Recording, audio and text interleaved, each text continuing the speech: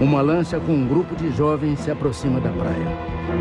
No começo da tarde, pegaram uma lancha junto com alguns amigos que estavam na casa do Tiago Carneiro e foram até o Maracaípe. Na lancha estão duas adolescentes de 16 anos. O marinheiro dá um aviso. Eles têm um horário limite para voltar por conta da vazante da maré. Maria Eduarda e Tarsila desembarcam com um grupo de amigos.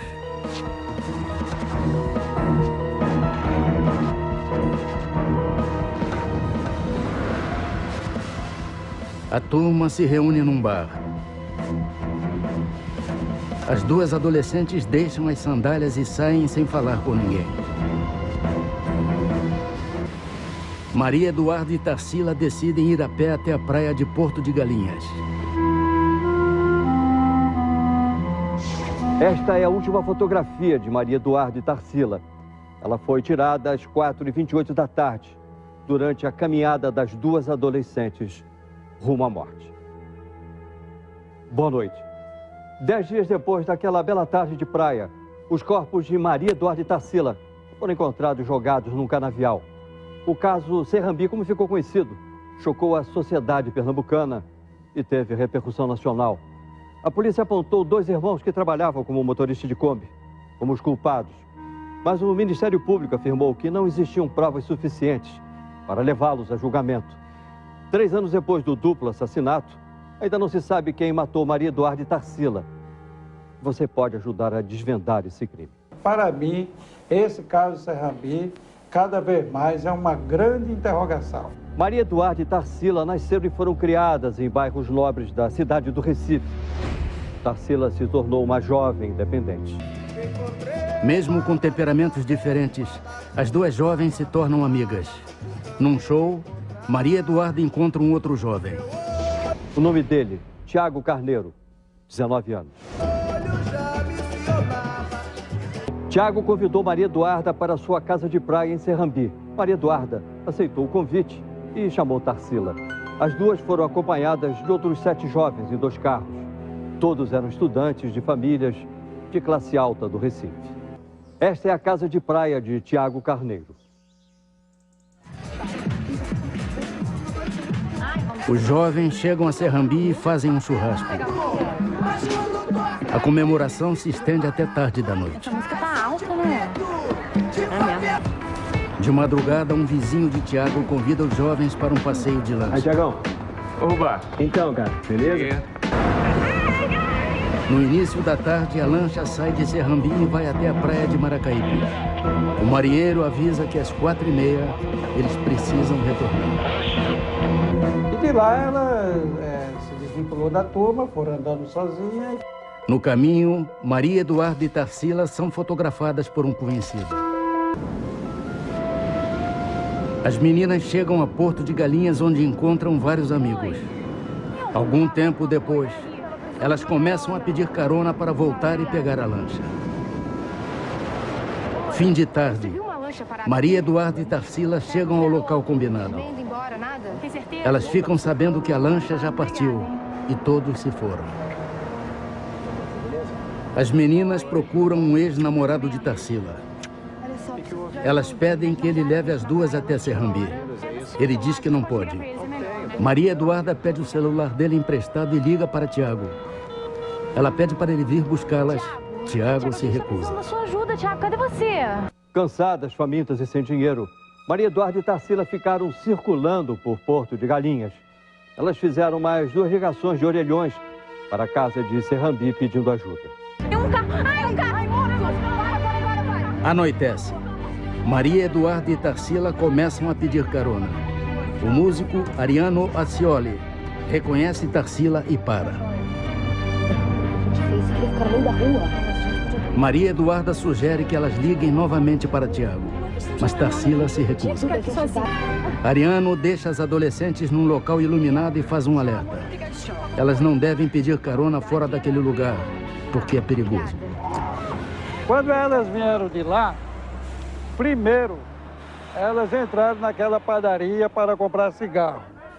Depois que compraram o cigarro, vieram até aqui Então elas pediram o rapaz para fazer xixi. A Bidenaldo disse que o banheiro era na esquina.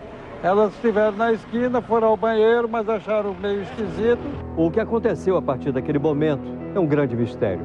No dia seguinte, as famílias foram informadas de que as duas adolescentes teriam sumido. Era o início de um sofrimento que dura até hoje. No dia 8 de maio, o chefe da Polícia Civil nomeou um delegado e determinou que o duplo homicídio fosse investigado. O Ministério Público não entendeu a decisão.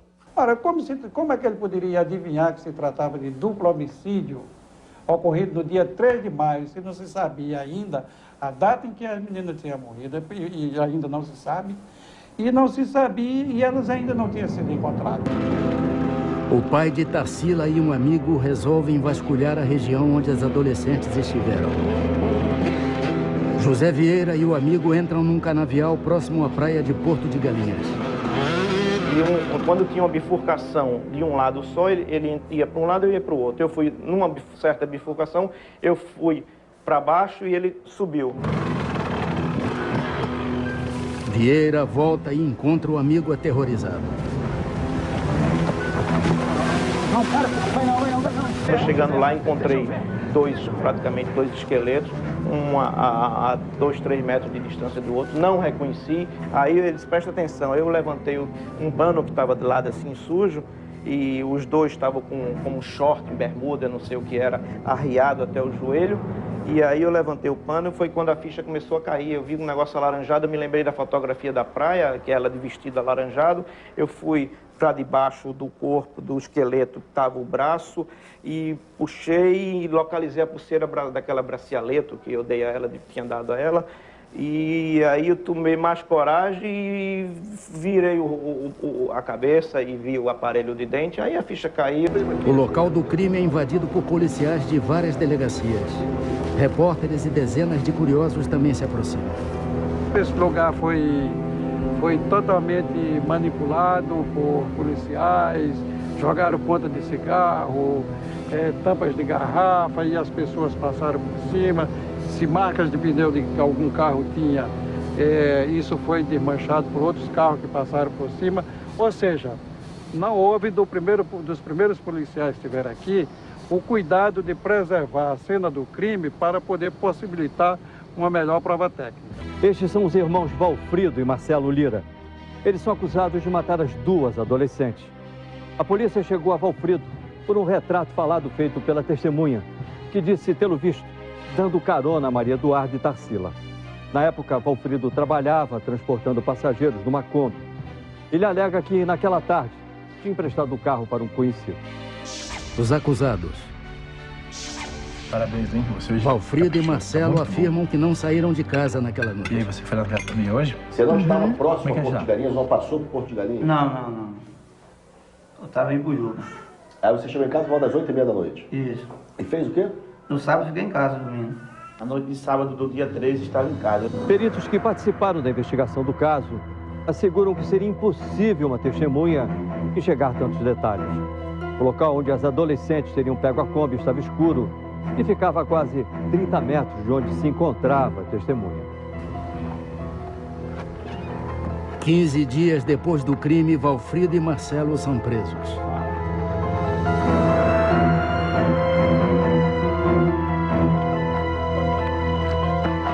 Os amigos de Maria Eduarda e Tarsila, que estavam com elas na casa de Serrambi, afirmam que não viram mais as duas depois do passeio de lanche. Procurado por linha direta, Tiago Carneiro, o dono da casa, não quis gravar a entrevista. Os amigos.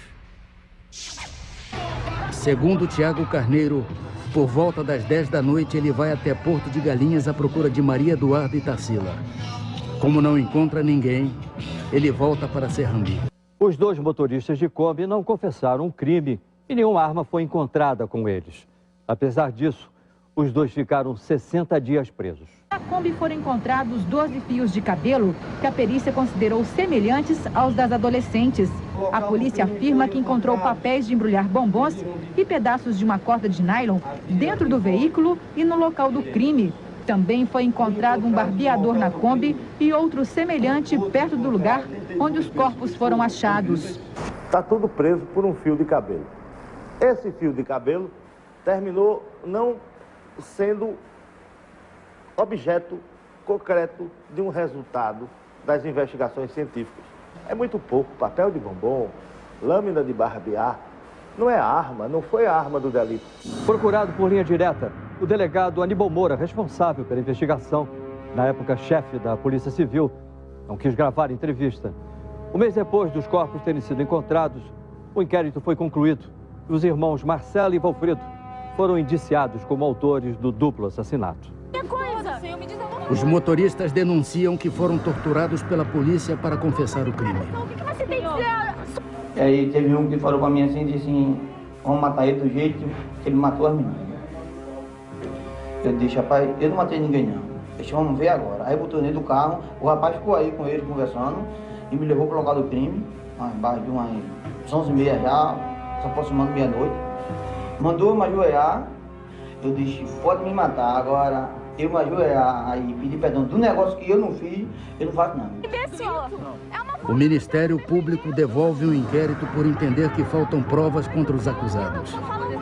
No dia 18 de julho, os irmãos Marcelo e Valfrido são libertados. Até hoje, eles não conseguiram emprego. É duro você parar para pensar, saber que nunca matou ninguém e está passando tudo isso. Mas um dia vai chegar lá. Eu tenho certeza que um dia o verdadeiro culpado vai aparecer. A polícia nega a existência de tortura. A justiça determinou que a polícia fizesse novas investigações. Peritos de outros estados foram convocados. O Ministério Público achou estranho que só 6 meses depois do crime, a casa de Tiago Carneiro tenha sido periciada. Muita coisa que talvez tivesse existido no local, quando começamos a investigação, não existia mais vestígios. Março de 2004. Os corpos de Maria Eduarda e Tarsila são exumados. Um exame constata que Maria Eduarda já estava morta quando levou 2 tiros. Não é possível determinar a causa das mortes das adolescentes. Fizemos pesquisa também para droga, que também foi negativo. Não conseguimos comprovar, embora que o professor Bosco, também de Ribeirão Preto, ele não afasta a possibilidade de overdose, mas também pode ter sido por álcool ou por outra coisa qualquer. Pode ter sido pessoas de Recife, da roda de amigos deles. Pode ter acontecido um acidente, por exemplo, a Maria Eduarda pode ter morrido de uma overdose e para esconder o crime, e a Tarsila que estava presente, pode, em tese, ela ter sido apagada e aí simularam, os corpos em tese podem ter sido transportados para aquele local. Em dezembro de 2004, a Polícia Federal assumiu o caso. Um mês depois, eles concluíram que os irmãos Marcelo e Valfrido foram os autores do crime. O Ministério Público já devolveu o inquérito 2 vezes. A polícia tem agora até setembro deste ano para fazer novas investigações. O exame de DNA de Tarsila também será refeito por determinação da Justiça. Eu queria resumir dizendo o seguinte, que esse inquérito, desde o início, ele é cheio de lacunas, falhas e omissões. É por isso que ele foi devolvido pela promotoria 2 vezes para a Polícia Civil e 2 vezes para a Polícia Federal. E ainda continua inconcluso. Eu tenho certeza no meu coração, no meu pensamento, que não matei ninguém, nunca vi aquela menina. O mundo inteiro pode ter certeza disso. Se um dia Maria Eduarda e Tarsila tivessem entrado em minha Kombi, hoje com certeza ela estaria viva, porque eu jamais em minha vida teria coragem de fazer mal a ninguém. Enquanto as autoridades trocam acusações e não chegam a nenhuma conclusão, os parentes das vítimas vivem sem saber quem são os assassinos. Já são 3 anos de dúvidas, dor e muito sofrimento. Eu não sei quem foi, mas que foi alguém, um monstro que matou ela. Eu gostaria de saber.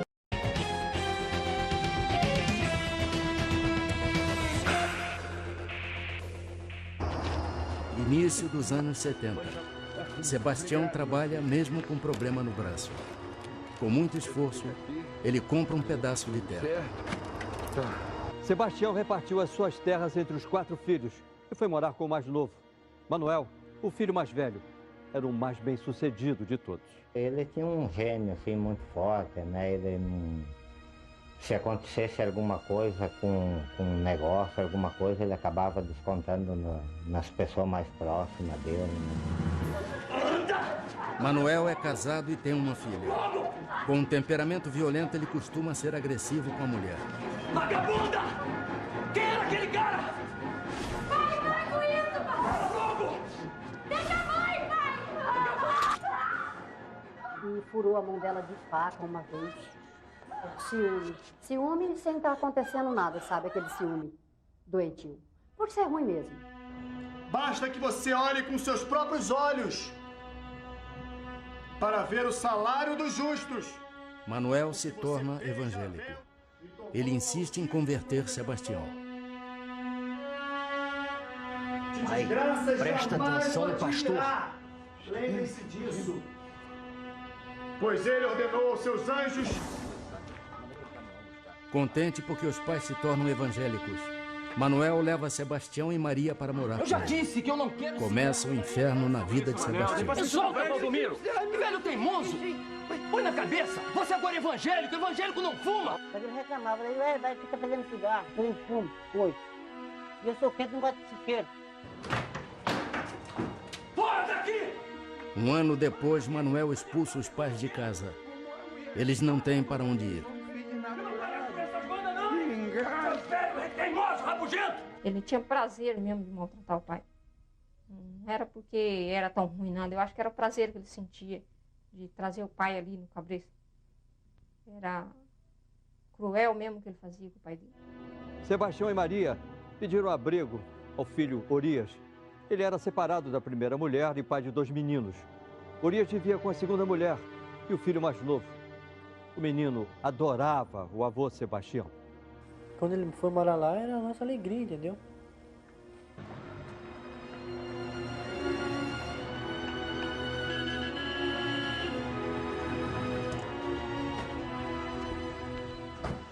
Três dias depois, Manuel vai até a casa do irmão. Ele se diz arrependido e pede que os pais voltem a morar na sua casa. Vamos embora pra casa, pai. O pastor só precisa vir visitar mais a gente aqui. A Quinha nunca caprichou numa macarronada como caprichou hoje. É sério. Então vamos. Pouco tempo depois, Sebastião fica viúvo. Solitário, ele procura companhia na casa do filho Manuel. Pai, o senhor não pode ficar aqui. Vai embora. Vai pra sua casa. Vai. O senhor tem que esperar as visitas lá na sua casa. O senhor não pode vir aqui na minha casa. Se as visitas for lá visitar o senhor, tudo bem. Se não for, não é pra vir. Daí o velho saía quietinho e ia embora, né? Apesar das seguidas humilhações, Sebastião continuou morando perto do filho Manuel. E diferente ao pai, Manuel se dividia entre os cultos na igreja e a plantação de algodão. Para aumentar a produtividade, Manuel pediu um empréstimo no banco. Os negócios não correm como Manuel espera. A chuva prejudica a colheita do algodão. Daí ele começou, não consegui pagar as contas. Depois que vocês vieram morar aqui pra essas bandas, as coisas só estão piorando pra mim. As plantações de algodão... Endividado, Manuel culpa o pai Sebastião por sua falta de sorte nos negócios. Mas... Esse velho azarão na minha vida! Eu juro. Escuta aqui, velho! Se eu falir, eu te mato! Disse que o vô era o culpado, né? Da chuvarada, que o vô era o culpado, que estava chovendo. E... Ele era muito orgulhoso, né? Ele queria ser rico. E daí ele começou a fracassar, porque ele começou a perder, ele estava perdendo a caminhonete, ele estava perdendo o trator. E ele começou a pôr na cabeça que era o pai dele que estava jogando praga nele. Por causa do pai dele que ele estava perdendo o capital. Então ele sempre falava, né? O dia que eu falir, eu mato o senhor fica jogando praga em mim. Cansado de ser ameaçado por Manuel, Sebastião pediu ao filho Orias para voltar a morar com ele. Aí comprou uma casinha pro velho. E fiz ali no canto, assim, perto da minha casa, né? Sebastião estava com uma casa nova e vivia momentos felizes. Mas Manuel não deixou a família em paz. Ele se voltou contra o irmão Orias e ainda conseguiu um aliado, o sobrinho Itamar, que morava com ele e era tratado como filho. Manuel passou a difamar a mulher do irmão. Escuta, você precisa fazer alguma coisa. A tua mulher tá te traindo com o vizinho. Julho de 1992, sexta-feira. Manuel diz que a mulher de Orias é amante de um vizinho. Ele falou com o Orias que eu estava tendo um caso com o vizinho. E ele pegar e falar isso pro meu marido, eu fiquei muito brava. Eu falei assim, não, ele tem que provar isso aí, né? Daí nós fomos, né, lá na delegacia. Amor, deixa eu dar uma olhadinha nesse peixinho. Tá fresquinho mesmo? Manhã de sábado. O casal encontra Itamar, sobrinho de Manuel. Orias avisa que vai à polícia. A minha mulher vai dar parte na delegacia. Itamar começou a tirar sarro, né? Nós, assim, falar, abusar, né? Daí ele falou assim, não, a mulher vai dar parte agora. Daí o tenente lá, que atendeu nós, que era da polícia militar, falou assim, não tem, o delegado não tá aí. Vocês voltam na segunda. Em instantes, Sebastião se arrisca para defender o filho e é atacado. Quando eu vi o vô, tá louco. Não gosto nem de lembrar isso. E estes são os foragidos mostrados no programa de hoje. Manuel Rufino dos Santos, Valdomiro de Oliveira e Itamar Ribeiro de Souza.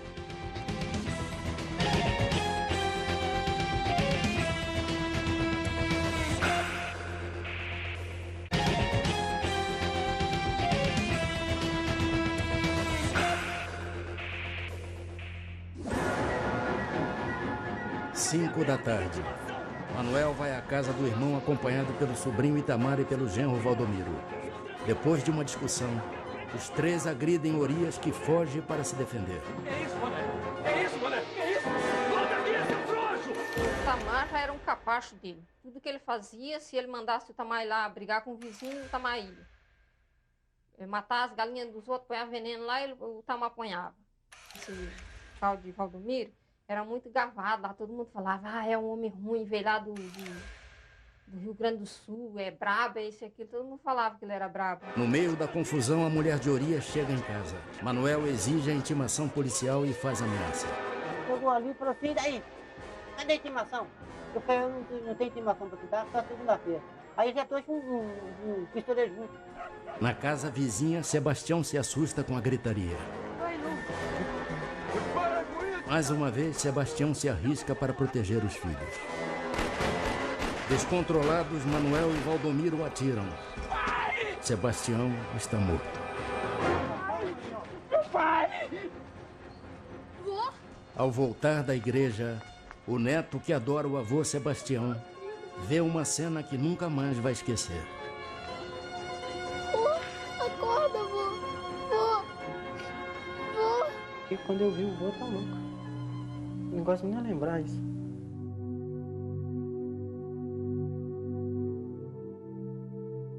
Manuel, o sobrinho Itamar e Valdomiro foram presos, mas 2 meses depois fugiram da cadeia. Há 14 anos, a família de Sebastião luta por justiça.